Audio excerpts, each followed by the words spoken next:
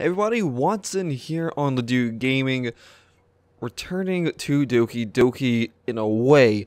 Now, everyone knows this point, there's a secret, like, Easter egg creepypasta thing hidden in Yuri's background, hidden in Yuri's character file image if you change it, or somehow you get a base 64 long code, you drop it into a base 64 decoder, you get a creepypasta. I'm not 100% sure where to find that, so I'm actually just going to go straight to Dan Salvato's Twitter page, where he says he's found it. Now, for some reason, you guys have requested that I read this thing, and I'm like, I don't know how that's even going to be slightly entertaining for you guys, but we're going to find out. I'm going to find out, really, because I mean, I don't know why you guys want me to read this. I really don't. I'm not a creepypasta person, but, you know, okay. Also, real quick, guys, shout out to Choo Choo Oreo. He's in our newest Patreon, and thank you. So thank you very much. He joined us like a week ago. By the time this video goes live, it'll be about a week ago. So thank you. Thank you very much. And let's get right into Dan Salvato's creepypasta of this hidden box thing. Okay, so here we are. We're going here. Yep, there he is. And hidden box contains a story of a 19-year-old girl who decided to kill a random person just to see what it's like. Linda Watson, why is that the title of this? Is this why you guys wanted me to read this? Linda Watson, is this Linda Watson? Is this some sort of joke, guys? Oh my god. Okay, so holy crap, this is a box I found that was hidden in a mall for presumably, I can't read that word. Presumably 6 months by now. Aside from the latch, there were rubber bands keeping the box shut. Inside the box is a bundle of tightly folded pieces of paper. It is a story recollection written by a 19-year-old girl who has apparently killed a random person just because she was wondering what it would be like. According to the paper, she wrote this just a few hours after the murder, and that I'm the first person to read it. So yeah, I doubt I'll be able to sleep tonight. Anyway, I typed up the entire story because I seriously need to share this. Here it is. Okay, so I'm gonna zoom in actually, because this is actually really freaking. This is irritating for me to even read. Okay, there we go. If you found this note in a small wooden box with a heart on it, then congratulations. You are probably the first person to read this. I didn't really plan on sharing this with anybody, but for some reason I think it's exciting that somebody out there, a complete stranger, will come across this note and read my story. Someone I would never meet, sharing such a personal bond with me. I'm fascinated that either one of us could die, even as soon as tomorrow, with the other being completely clueless to the fact. To you, my entire life is within this note, and so I will live for as long as your memory will carry me. Writing this, I'm wondering if that makes you feel fascinated or violated. It's so exciting. I'm sorry if my story is a bit disorganized, but I'd like to get it down while it's still fresh in my mind. First, I'll tell you a little bit about myself. I'm a first-year college girl and have led, by most standards, a pretty unspectacular life up to this point. I grew up in an upper-middle-class school district with decent teachers. I did track in middle school and some of high school, and I've had 2 boyfriends. Now, I'm studying for a career in occupational therapy because I feel the field is undervalued and provides tremendous help to people. I'm giving you this background because there's this strange misconception that if you want to kill someone, then you're either sick in the head or you have anger management issues. But it's very apparent that I don't fall in either of those categories. It's true that most murder cases are in a domestic setting where someone loses control of their anger or something, but the thing is that those people kill under they're provoked and they kill someone. Whether by a singular outburst or by a slow-burning series of misfortunes, those people kill because in that brief moment, they want a specific someone for a specific reason to be hurt or killed. What I'm talking about is wanting to kill someone for no specific reason, maybe just to see what it's like. Do you ever get that? I wouldn't know how others feel because it's not something I ever talk about, but I've been curious about what it's like to kill someone ever since I was a child. Not killing anyone in particular, just a random person. It's always just fascinated me that if I put my mind to it, I could approach anyone, and in 5 minutes they would be completely gone from this earth. What are you guys having me read? Good lord. But I've never done so for a couple of reasons. First of all, for most of my life, it was logistically impossible for me to do it without getting caught. I only got my driver's license a couple of years ago, and even then, the preparations would take too much time. Definitely starting suspicion. It was only once I started college that I realized this was no longer an obstacle. Another reason is that I was afraid of causing harm to too many people.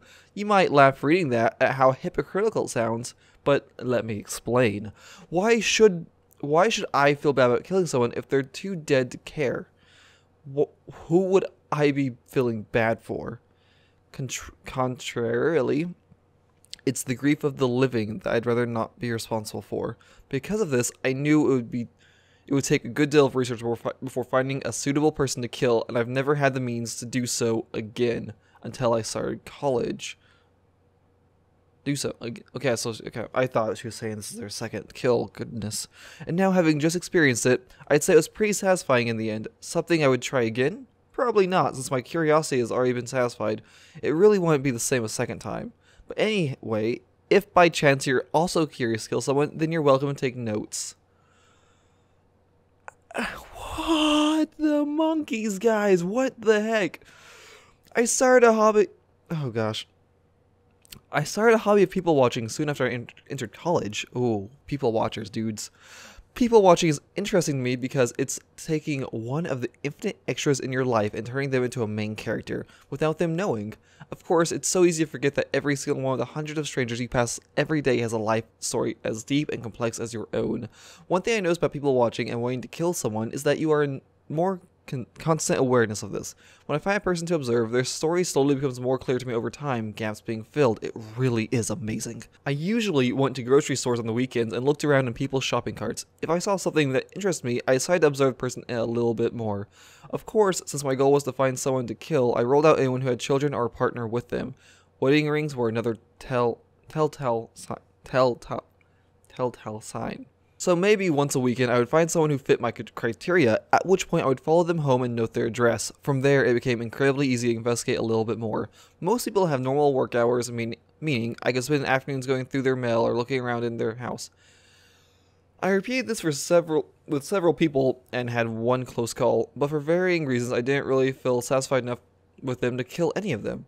I started getting a bit impatient and thought that I might just settle for killing the man named Devin, who, even though I didn't really want to kill someone wealthy, but then I came across someone new, someone who just felt perfect. The feeling only strengthened as I investigated her further. I knew she would be the one for me to kill.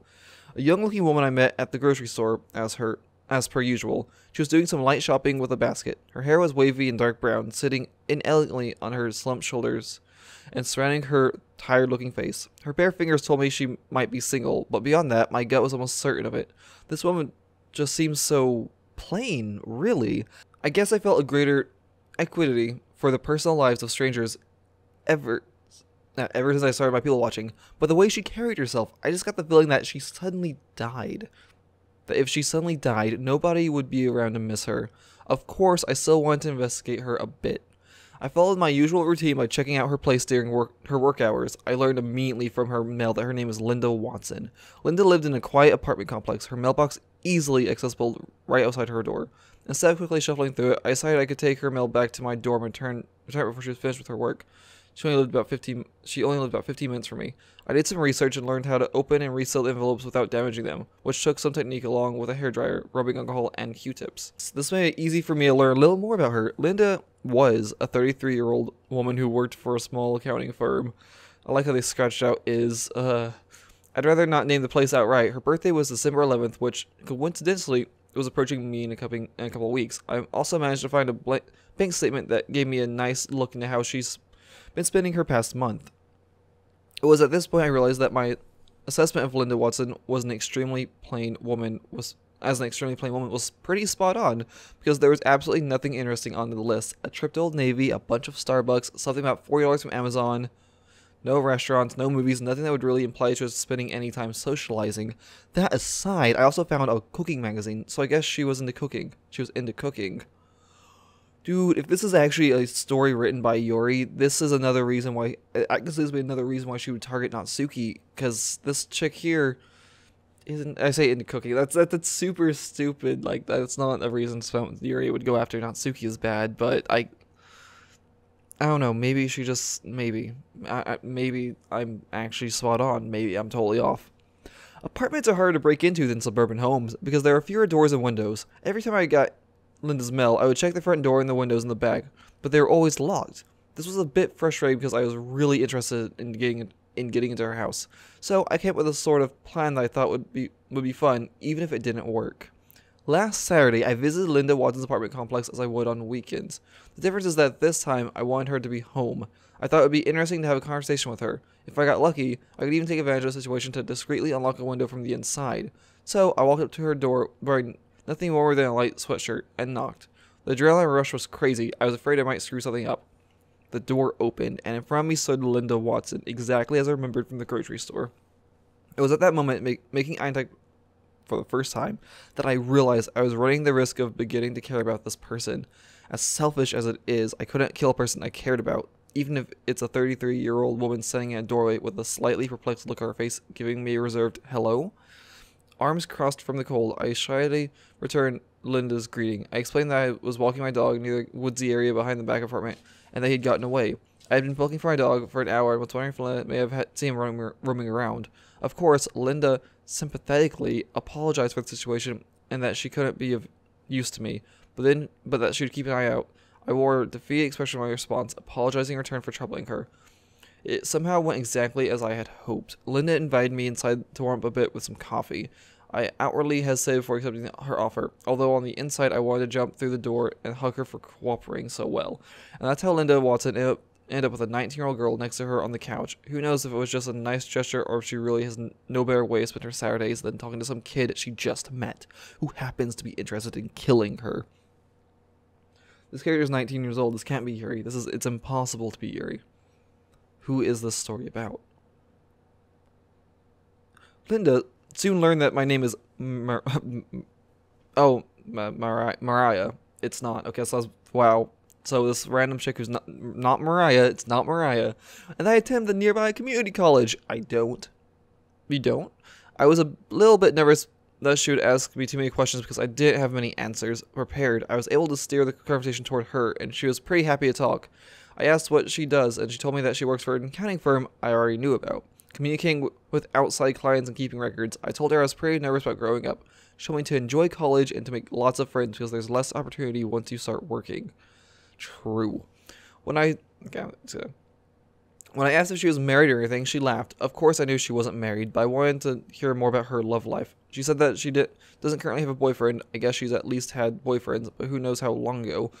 When I asked her about kids, she said she didn't want them until she gets a better job. On top of that, she told me that her family has a history of some genetic diseases such as arthritis and depression, which she is afraid to give to her kids.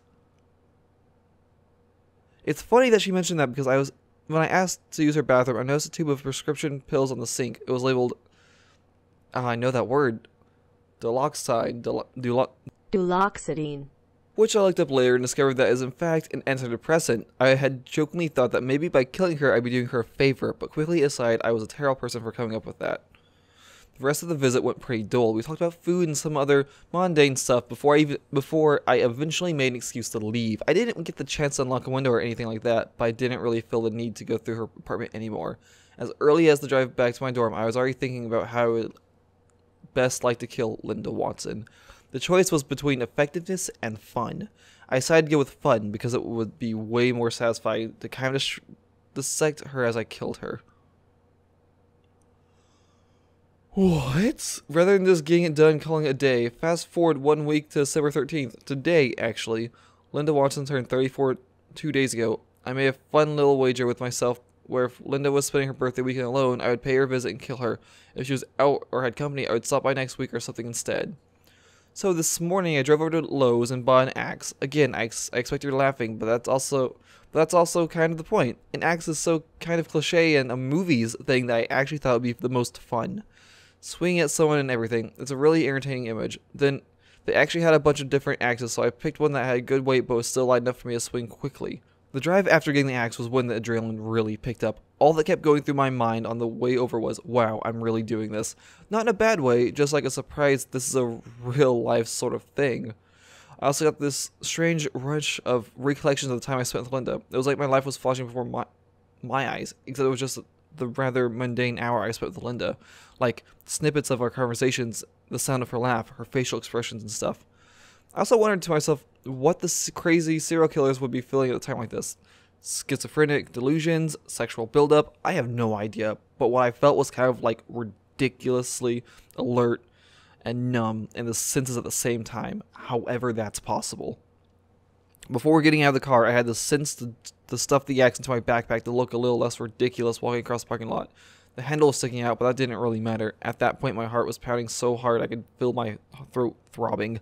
I tried controlling my breath, but it's really hard to not breathe fast when your heart is pounding like that. I reached Linda Watson's door and quietly put my ear to it after setting down my backpack. I heard a voice that wasn't hers. Company? No. It was just the TV, mixed with her occasional tapping footsteps behind the door. I actually kept my ear there for a really freaking long time because I wanted to be absolutely sure nobody was over. Probably 10 minutes of that and a lot of reassuring myself convinced me.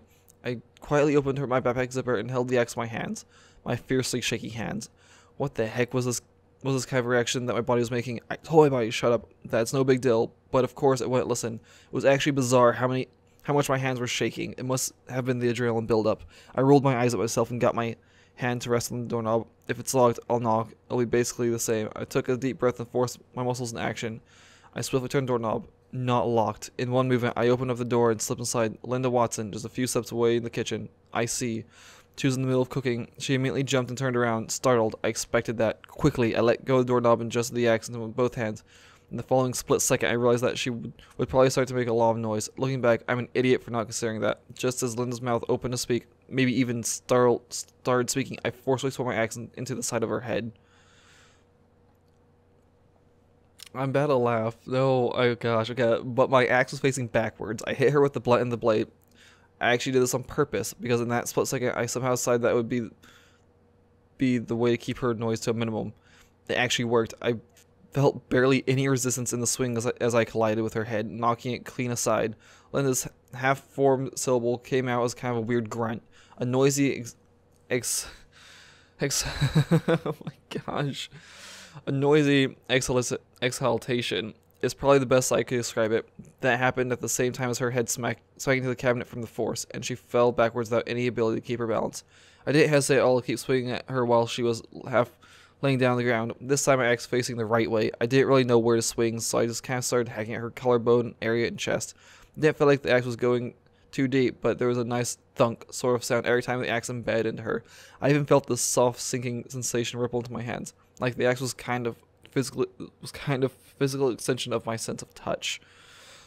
Oh my gosh. On a whim, I swung one side of her throat, but most of the swing actually missed and hit the floor by accident, causing a loud, dull whack to resonate through the apartment. I didn't have time to think about it. I swung again with better aim and got a more centered hit, filling the bone or cartilage or whatever is in there, so I must have split it open. Right after that, I decided to swing at her face and got this diagonal cut along her nose and mouth, which felt pretty good, so I did it once more. I finally briefly stopped to survey the damage. Linda was bleeding ridiculously.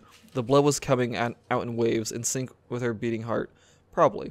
It was pulling all around her and riding along the cracks between tiles. Her light blue shirt was all torn up and stained dark, kind of mixed with the fleshy mess around her chest. It was all just glistening red. Her face wasn't much better, covered in dripping red at this point, and her lip was kind of hanging off, revealing red stained teeth in a really weird way, like a zombie or something.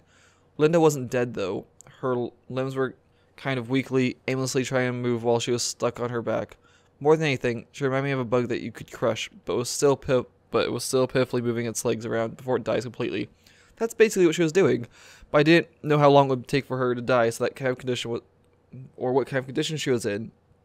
I ended up grabbing a big knife that was on the counter that she was using to cut up meat.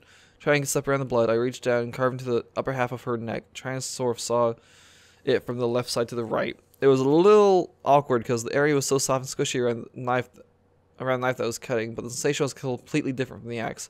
It actually felt like I was cutting a tough piece of raw meat, which I guess technically I was. This could still be Yuri. The blood started pouring out, and I hoped that I severed the most major arteries in there. It must have worked, because after a moment, Linda's limbs movements kind of just had the strength drained from them. Soon resting still on the floor, I took a few seconds to catch my breath. No time to stick around and think about the experience. I shook the knife blade through threw a dirty pan in the sink to clean off the blood, then threw the knife into the backpack. I had the same with the axe. I also took her laptop that was sitting on the counter. I had some recipe open for veal and mushrooms. I didn't really take the laptop to use it since I have a perfectly good one myself that I got for college, but I just wanted to look through it for fun. I finally went outside and closed the door behind me. I got some blood on my sweater and jeans, but funnily enough, I actually anticipated that, so I wore dark colors. The drive back to my dorm was just a constant replaying of the experience in my head. I guess it's still kind of happening even now, actually, but it felt pretty nice. Linda Watson is dead. I kind of let the weight of that sink in. The sensation of having completely removed a human life from existence. It's crazy. I don't know how else to describe it. Anyway, I threw the axe and knife into a dumpster on campus, which I think is picked up every Monday, so it'll be gone by then. My roommate goes home on the weekend, so I have the dorm to myself today. It gave me the chance to go through Linda's website history. I was right in thinking that it's where her deepest secrets would lie. There's actually a lot of dirty stuff, like the names of websites for porn videos and sites like that. Same with her searches. A lot of the websites are boring, like cooking websites and recipes, and game websites like Bejeweled and stuff. I eventually got to the 1 week ago section of her history, and it gave me a chill. There were a whole bunch of searches like methods of suicide, how to tie a noose, dangerous household chemicals, carbon monoxide poisoning, like a lot of them. She was probably ready to write a book on suicide after all the research she did. So I guess Linda was contemplating suicide. I wonder if it was influenced by her depression. The irony is actually striking. Maybe Linda was going to die anyway, or maybe she couldn't find the courage to do it. If that were the case, I almost literally gave her a birthday present by killing her. It's actually really comical in a messed up way, and it leaves a weird taste in my mouth. The part I don't get is that I don't see any of those searches up until the 1 week ago section, nothing more recent than that. I end up throwing a laptop in the dumpster with the other stuff. It's been a few hours since then, so I've had some time to calmly calmly think about everything. Like I said, it was pretty satisfying. I'm glad I finally got around to it. I feel like I can finally cross it off my bucket list, or like I'm tying loose ends with myself. This is probably the first and last time I'll write the name Linda Watson. It's back to living a normal college life, except I might do some people watching every now and then because it's definitely fun and interesting. But I'll always wonder how many people there are like me. I'm sure there has to be a lot, because there's just nothing strange about it to me. Being curious about killing someone. Sadly, it's something that people can't exactly talk about, so I guess I'll never know. I'm sure that anyone would just lie about it even if you asked them, but you can't help but wonder if that person is I can't help but wonder if that person in the grocery store who stares at you as you pass by might be considering to what it would be like to kill you.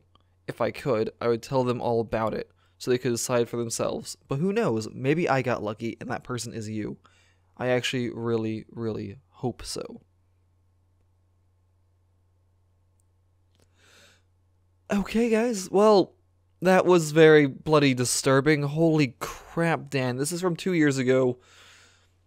And honestly, while reading it, you can see... I can see some similarities between this story and Doki. The week ago, she felt depressed, takes a week, the main game takes only a week, and everyone just goes, like, the first week, Sayori goes from being perfectly fine to being... she actually kills herself. And then there's this character, this not Mariah character, who enjoys killing people, and they apparently preferred using the knife aside from the axe. Dan, what on earth is going on in your mind? Like, that's my question. Dan, what is in your head? Why would you write this? I mean, it's a creepypasta, I get that, but I mean, this is some dark stuff. So that was the tale of Linda Watson's last month on Earth. This is this is the hidden file, or whatever, the hidden bullcrap. Thank you guys so much for watching this. It's a lot different than anything else I've done on this channel, and I did it just because of requests. I hope you liked it a little bit. If you're curious about the whole Linda Watson thing, or really how I'm reacting to the fact that Yuri apparently killed one of my cousins or relatives, because that's some creepy nonsense. I'm not gonna lie, that's some really bloody creepy nonsense. Let me know what you think in the comments below. Join us on Discord if you want. The conversation's always going on there, and if you're new, join the Yuri Crew by subscribing. I'll see you guys next time. Adios.